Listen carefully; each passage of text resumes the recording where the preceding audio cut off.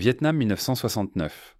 Au cœur de la jungle, près de la frontière cambodgienne, une équipe du MAC VSOJ est tombée dans une embuscade et est surclassée. Le contact radio est coupé, sauf pour un message glaçant. « Ne me sortez pas. Je vais finir ça. » La voix appartenait au sergent-chef Jerry Mad Dog Shriver. Pas de dossiers officiels, pas de corps confirmés. Juste des histoires. Des histoires d'un homme qui a volé pour des missions suicides, qui portait des oreilles ennemies comme trophée, et qui semblait apparaître et disparaître à volonté. Pour le Viet Cong, il était un fantôme. Pour ses propres hommes, un cauchemar nécessaire. Il ne se contentait pas de se battre dans la guerre du Vietnam, il l'a hantée. Voici l'histoire de l'homme le plus terrifiant de la guerre du Vietnam. Devenir Mad Dog. Avant que la jungle ne l'engloutisse, avant que le nom de code Mad Dog ne pénètre dans les transmissions ennemies, Jerry Michael Shriver n'était qu'un garçon de petite ville de Dafuniak Springs en Floride. Né le 24 septembre 1941, dans un pays bientôt entraîné dans la Seconde Guerre mondiale, Jerry a grandi dans l'ombre tranquille des pins du Sud et d'un héritage militaire. Son père, un officier de carrière de l'armée, lui a inculqué une discipline de fer et une profonde compréhension du sacrifice. Mais même jeune, sa famille savait que Jerry n'était pas fait du même moule. Son feu était différent, agité, indompté et volatile. Au moment où il s'est engagé dans l'armée, la tempête en Asie du Sud-Est se préparait. Le désir de Jerry de servir allait au-delà du simple service. Il aspirait à vivre l'intensité du combat et les extrêmes de la vie militaire. Il s'est porté volontaire pour les forces spéciales, les casques verts, où il a rapidement gagné une réputation de bravoure. Mais la bravoure s'est rapidement transformée en quelque chose de plus sombre. Il ne se contentait pas de faire face au danger. Il le recherchait, le chassait et s'épanouissait dans celui-ci. Au Vietnam, sa transition vers la légende a commencé avec le MAC VSOG, le commandement d'assistance militaire, ainsi que le groupe d'études et d'observation du Vietnam. Cette équipe n'était pas une unité ordinaire. C'était top secret, ombreux et opérait profondément derrière les lignes ennemies. Les missions étaient dites brutales. Assassination, sabotage et reconnaissance dans les terrains les plus mortels. Jerry s'est porté volontaire pour les missions que personne d'autre ne voulait entreprendre. Il a dirigé des équipes d'opérations clandestines au Laos et au Cambodge où ils étaient un des fantômes en territoire ennemi niable, jetable et souvent oublié. Ici, sa transformation s'est accélérée. Il ne portait jamais d'uniforme réglementaire. Au lieu de cela, il revêtait des fatigues à rayures de tigre et un béret noir. Des lunettes de soleil sombre protégeaient ses yeux. Une ceinture de grenades épousait sa poitrine. Son visage souvent peint en camouflage de guerre semblait plus animal que humain. Pour les Vietnamiens, il devenait un fantôme. Parmi les Américains, son nom commençait à se répandre. Mad Dog, un surnom murmuré avec à la fois admiration et malaise. Ce n'était pas un titre qu'il revendiquait. Il était gagné dans le sang et la fumée. Les équipes d'opérations psychologiques ont commencé à exploiter son image basée sur des rumeurs de sa brutalité qui ont été laissées se répandre sans contrôle. Ce n'était pas juste la guerre, c'était du théâtre, et Jerry était devenu son acte le plus sombre. L'homme le plus terrifiant de la guerre du Vietnam était désormais un mythe instrumentalisé. Certains disent vraiment qu'il portait un jeu de cartes gravé dans un mot de menaces de mort écrites en vietnamien. D'autres affirment qu'il laissait des cartes de visite glaçantes dans les camps ennemis, sous forme de symboles de griffonnage et de marques conçues pour hanter les esprits plus que les corps. Mais sous la légende, il y avait toujours un homme qui se détachait, de plus en plus, des règles d'engagement et des limites de la raison. Jerry n'était pas suicidaire. Il n'avait tout simplement pas peur. Il voyait la jungle non pas comme un obstacle, mais comme chez lui. Ses coéquipiers ont remarqué le changement. Il riait trop fort, se portait volontaire trop rapidement et semblait dormir de moins en moins à chaque mission. Son obsession pour la perfection opérationnelle s'intensifiait à chaque rencontre avec la mort. Pour Jerry, la guerre n'était pas le chaos, c'était la clarté. Pourtant, même les figures les plus terrifiantes commencent par de petites fractures. Seda et les supérieurs s'inquiétaient dans son conseil de son imprudence et de sa soif de danger, mais les résultats lui achetaient de la clémence.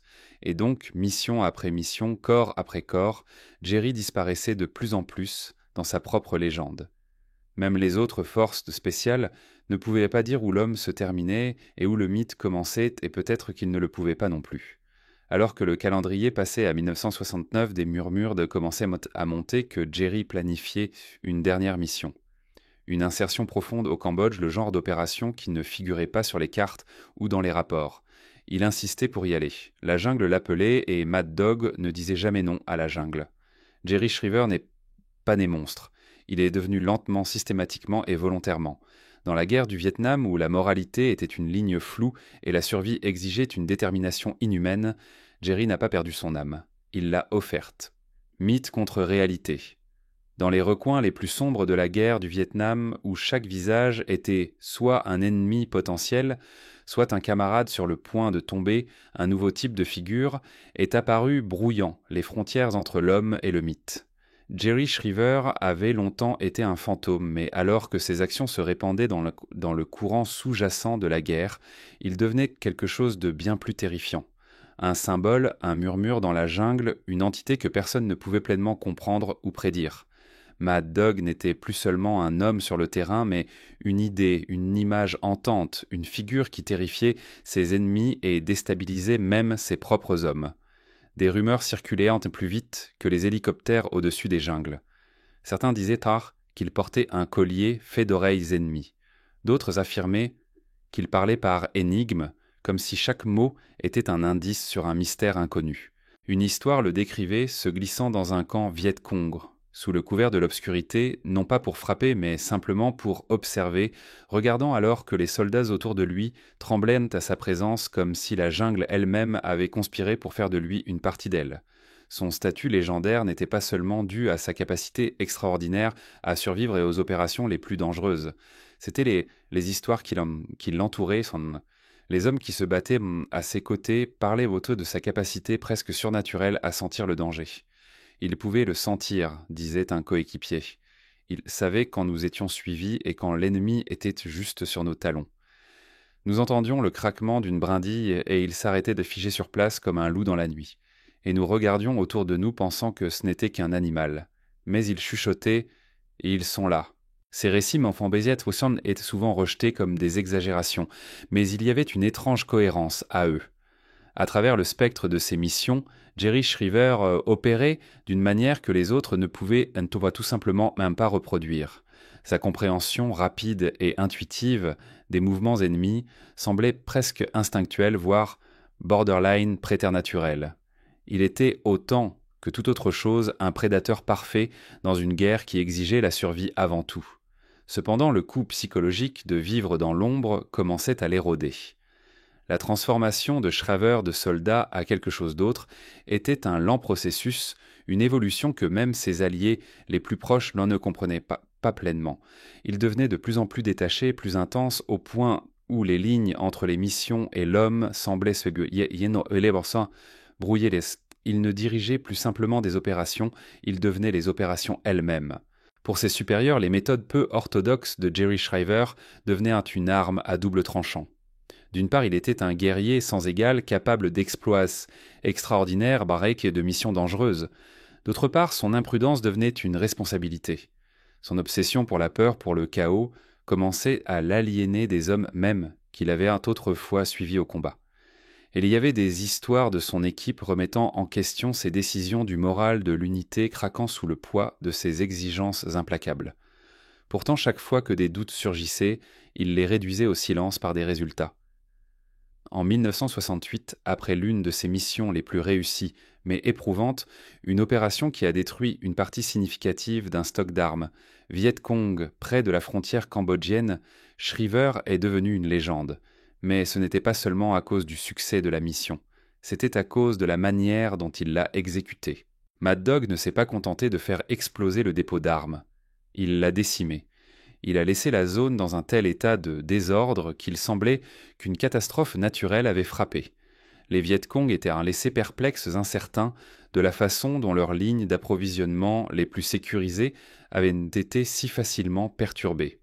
Pour eux, il semblait que la jungle elle-même s'était retournée contre eux avec Mad Dog, au cœur de tout cela. L'opération lui a valu des éloges de la part du commandement supérieur, mais elle lui a aussi valu une place dans les cauchemars de l'ennemi. Alors que des rapports circulaient à travers les canaux militaires, le mythe de Mad Dog Shriver se solidifiait. Personne ne pouvait comprendre comment il faisait ce qu'il faisait, comment il se déplaçait dans la jungle comme un spectre, ou comment il frappait sans avertir, laissant la dévastation dans son sillage.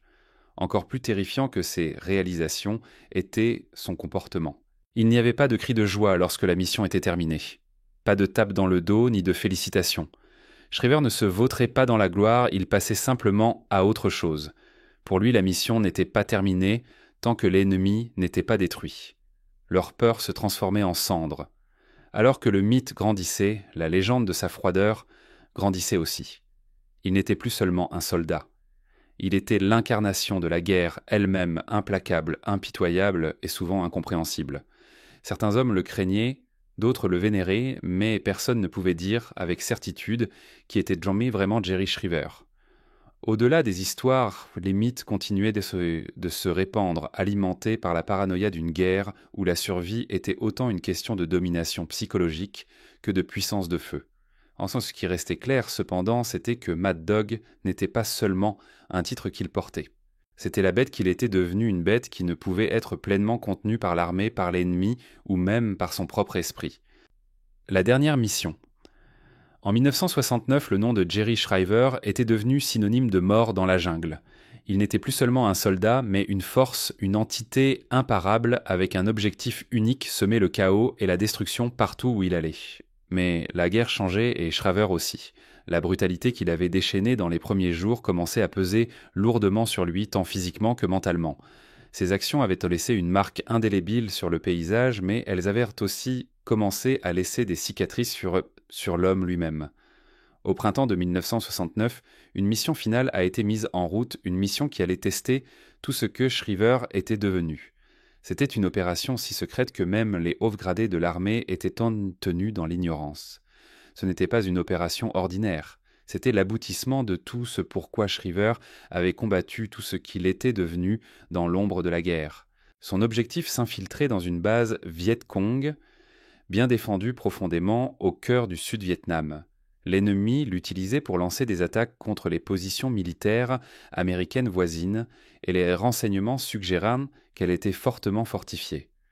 L'équipe de Shriver faisait face à la tâche la plus difficile, percer les défenses de la base et obtenir des renseignements cruciaux qui pourraient le faire basculer la guerre. La chose la plus essentielle à faire était de sécuriser la zone d'atterrissage, de ne pas perdre la zone d'atterrissage. Mais il y avait une complication. Ce n'était pas juste une base ennemie. C'était un symbole, une forteresse construite sur le secret et la peur, un endroit où des rumeurs parlaient d'une unité spéciale au sein du Viet Cong qui opérait avec la même efficacité impitoyable que l'équipe de Shriver. Ce n'était pas une mission pour un soldat standard. C'était une mission pour un fantôme. Pendant des semaines, Shriver et son équipe se sont préparés. Ils ont étudié des images satellites, écouté des rapports de renseignement et formulé un plan si complexe qu'il semblait plus être une œuvre de fiction qu'une stratégie militaire. Les risques étaient astronomiques. L'échec signifiait à la mort, et pas seulement pour Shriver, mais pour toute son équipe. Mais pour Mad Dog, l'échec n'était jamais une option. Cela ne faisait tout simplement pas partie de son vocabulaire. La nuit de la mission, la tension dans l'air était palpable. Les hommes de Shriver pouvaient se le sentir avec le froid de l'incertitude mêlé à l'adrénaline de ce qui allait arriver. Ils avaient déjà traversé le cœur du territoire ennemi auparavant, mais ce moment semblait différent. Ils n'entraient pas simplement dans la jungle, ils pénétraient dans le ventre de la bête. Ils étaient devenus une partie de la guerre, et la guerre était devenue une partie d'eux. Ah, l'infiltration a commencé, sous le couvert de l'obscurité. La jungle était étrangement silencieuse, comme si le monde lui-même retenait son souffle.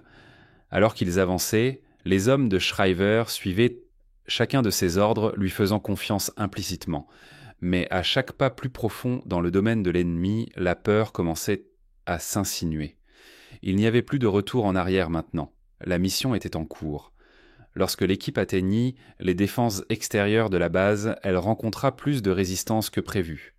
L'ennemi était bien préparé et la fusillade qui s'ensuivit fut brutale. Mais Shriver ne s'inquiétait pas du combat. Il se préoccupait d'une seule chose, entrer. Les Viet Cong étaient pas mortels, mais l'esprit de Shriver était déjà 5 étapes en avant. Il avait prévu cela. Il savait où frapper, quand bouger et comment déjouer ses ennemis. La nuit semblait s'étirer à l'infini, mais Shriver avançait. Il menait ses hommes à travers un sous-bois dense, naviguant sur un chemin qui semblait brouiller les frontières entre la réalité et la folie de la guerre. Les soldats ennemis se rapprochaient, et le bruit des tirs résonnait à travers la jungle se mêlant aux cris des mourants. Mais pour Shriver, tout cela n'était qu'un bruit de fond, juste une autre partie de la mission à accomplir. Lorsqu'ils atteignirent le cœur de la base, la vérité de la mission devint claire. Ce n'était plus seulement une question de renseignement. C'était une question de survie. Les Viet Cong savaient nommer qu'ils venaient. Ils s'étaient les préparés à une attaque et avaient entendu des pièges partout. L'air était chargé de tension alors que Mad Dog et son équipe se préparaient à leur dernier combat et à leur dernière défense. Mais au milieu du chaos, Shriver fit ce qu'il savait faire le mieux. Il contrôlait la peur. Il devenait le chaos. Il était partout un flou de mouvements dans la nuit, éliminant l'ennemi un par un avec une précision mortelle. Mais alors que l'aube commençait à se lever à l'horizon, quelque chose d'inattendu se produisit. L'équipe de Shriver, autrefois si confiante en leur leader, commençait à faiblir. L'équipe commençait à ressentir les effets de l'épuisement des effusions de sang et de la pression écrasante de la mission. Mad Dog les avait conduits au cœur du territoire ennemi, mais maintenant ils commençaient à se demander s'ils pouvaient sortir vivants. La ligne entre héros et fous n'avait jamais été aussi mince. À ce moment-là, au milieu de la bataille, Jerry Shriver prit une décision qui allait tout changer. Avec son équipe au bord de l'effondrement, il savait que leur survie dépendait d'un dernier acte, un acte qui définirait son héritage. Shriver initia une retraite tactique tirant son équipe de l'emprise de l'ennemi avec une précision chirurgicale. La mission, bien que loin d'être parfaite, avait atteint son objectif. Ils avaient à rassembler les renseignements dont ils avaient besoin, mais à quel prix l'opération fut jugée réussie par les supérieurs, mais Shriver savait de mieux. La dernière mission avait été un test non seulement de ses compétences mais de son humanité. En fin de compte, Mad Dog Shriver avait réussi parce qu'il avait fait ce que d'autres ne pouvaient pas tuer sans hésitation, survivre sans miséricorde et vivre pour se battre un autre jour, peu importe le coût. La mort n'était plus qu'un murmure dans le vent. C'était une partie de lui et il porterait ce fardeau pour le reste de sa vie. Mais alors que Shriver quittait le champ de bataille, une nouvelle guerre commençait en lui, une guerre qui s'avérerait plus brutale que toute celle qu'il avait jamais affrontée auparavant. Les conséquences. Lorsque les hélicoptères s'élevèrent d'arrière du sol de la jungle imbibée de sang, transportant Jerry Mad Dog Shriver et ce qu'il restait de son équipe en sécurité, la guerre ne prit pas fin. Elle changea simplement de forme. La mission avait été qualifiée de succès par les gradés. Les renseignements étaient sécurisés, la base perturbée, et le rapport de perte, bien que sombre, était acceptable selon les normes du commandement. Mais pour Shriver, rien de ce qui s'était passé n'était acceptable. Pas les innombrables corps laissés derrière. Pas les quelques yeux hantés des hommes qui avaient donc survécu. Pas la réalisation lancinante qu'il avait regardé la mort en face et qu'elle lui avait rendu son regard. De retour à la base, Shriver ne célébra pas. Il ne buvait pas. Il ne parlait pas. L'homme qui avait juste exposé sa force de violence imparable semblait maintenant apaisé, calmé, enroulé comme un serpent à sonnette dans une cage trop petite. Son intensité légendaire n'avait pas disparu, mais elle s'était déplacée et tournée vers l'intérieur. Il commença à passer de longues heures seul à scruter des cartes, à s'entraîner sous la chaleur écrasante, poussant son corps au-delà de l'épuisement. Son équipe savait ce que cela signifiait. Il ne ralentissait pas, il se préparait à quelque chose. Mais à quoi ? Des murmures en commencèrent à circuler parmi les forces spéciales au sujet de rumeurs sur la paranoïa croissante de Shriver. Certains affirmaient qu'il était obsédé par l'idée d'une force d'ombre au sein du Viet Cong, un miroir brutal de sa propre équipe entraînée spécifiquement pour neutraliser des opérateurs américains renégats. D'autres juraient qu'il croyait être surveillé non seulement par l'ennemi, mais par son propre commandement. On disait qu'il ne faisait plus confiance aux ordres, à moins qu'ils ne viennent directement des quelques supérieurs qu'il respectait. La confiance, comme tout le reste dans la jungle, s'était érodée. Malgré cela, Shriver restait un atout de premier plan. Sa réputation n'avait fait que croître. Cela murmura un général lors d'un briefing classé en pointant le dossier de Shriver. C'est l'homme le plus terrifiant de la guerre du Vietnam. Et peut-être l'était-il. Pour le Viet Cong, Shriver était un fantôme drapé de mort. Pour ses camarades, il était une légende forgée dans le napalm. Mais les légendes portant un poids et la sienne commençaient à l'écraser. Au début de 1970, quelque chose changea. Shriver reçut une nouvelle mission secrète à haut risque et profondément classifiée. L'affectation n'était pas simplement un balayage de jungle ou une collecte de renseignements. C'était une opération sans nom officiel, sans enregistrement public et sans garantie d'extraction. Elle enverrait Shriver profondément dans le Cambodge contrôlé par l'ennemi pour perturber un nœud de commandement nord-vietnamien soupçonné opérant juste au-delà de la frontière. L'affectation était hautement illégale selon la politique américaine de l'époque, mais les enjeux étaient en Inde jugés valables. Shriver n'hésita pas. Il prit son équipe et disparut dans les arbres. Puis rien. Les jours passèrent. Puis des semaines. Puis des mois. Silence radio. Dans un premier temps, le commandement supérieur supposa qu'il y avait une panne de communication. Puis vint la panique. Des missions de recherche furent lancées, mais aucune ne revint avec des réponses. Pas de corps, pas d'équipement, pas de traces. C'était comme si Shriver et son équipe avaient disparu de la surface de la Terre. Des murmures résonnaient à nouveau dans les rangs. Avait-il été capturé, tué, ou avait-il fait défection ? Ce qui suivit fut un maelstrom de spéculations. Certains croyaient qu'il avait été trahi par le renseignement américain envoyé en mission suicide pour effacer un problème. D'autres affirmaient que Shriver avait enfin franchi le pas, qu'il était devenu natif, ou pire, qu'il était devenu renégat. Mais une théorie se distinguait des autres murmurées avec respect par des vétérans ayant vu des choses qu'ils ne pouvaient jamais expliquer. Et Shriver était l'autre gars, et Shriver, il avait une allure qui vous faisait à la fois le respecter et avoir pitié de lui. Il disait pensant que Shriver avait choisi de rester derrière. Pas par vengeance, pas par patriotisme, mais parce que la guerre était devenue sa réalité, la jungle était le seul endroit où il se sentait encore vivant. Sa légende explosa à partir de là. Des villageois rapportèrent des cependant des apparitions d'un fantôme blanc au cœur des montagnes cambodgiennes. Des unités nord-vietnamiennes parlaient d'un fantôme sans plaque d'identité qui frappait sous des cieux sans lune et disparaissait sans laisser de traces. Certaines histoires disaient qu'il portait des uniformes ennemis, d'autres qu'il vivait dans une grotte gardée par des fils de fer barbelés et des os. Peu importait ce qui était vrai.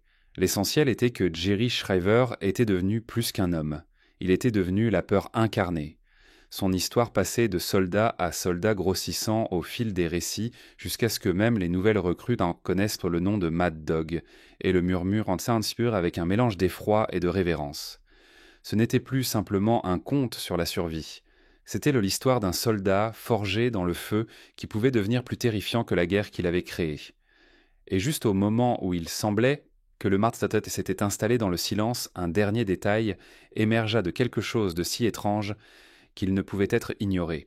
Une transmission codée fut interceptée des mois après l'échec de la mission. Courte, crépitante, à peine intelligible. Elle disait une chose. « Je suis toujours là. » Écho d'un fantôme. Les années passèrent, mais Jerry Mad Dog Shriver N ressurgit jamais. Pas de funérailles, pas de corps, pas de résolution. Juste un écho qui refusait de mourir. Même des décennies plus tard, au cœur des forêts denses et envahies de vignes d'Asie du Sud-Est, la légende rôde encore. Les habitants murmurent encore d'un soldat spectral qui se déplace comme le vent et frappe comme le tonnerre. Ils disent qu'il protège certains villages et punit d'autres. Le gouvernement américain finit par le déclarer disparu au combat, présumé mort. Mais ceux qui avaient servi avec lui n'y crurent jamais. Ils disent que la guerre a pris en fin, mais pas pour lui. Pour certains, Jerry Shriver était un avertissement sur ce que la guerre fait aux hommes. Pour d'autres, il était un mal nécessaire, un monstre créé pour affronter des monstres pires. Mais pour tous, il reste l'homme le plus terrifiant de la guerre du Vietnam. Quelles histoires avez-vous entendues sur Mad Dog ? Partagez vos pensées dans les commentaires ci-dessous. Si vous avez aimé cette vidéo, n'hésitez pas à aimer, à vous abonner et à activer la cloche de notification. Ainsi vous serez le premier à savoir chaque fois que nous téléchargeons une nouvelle vidéo. Merci de regarder et à la prochaine.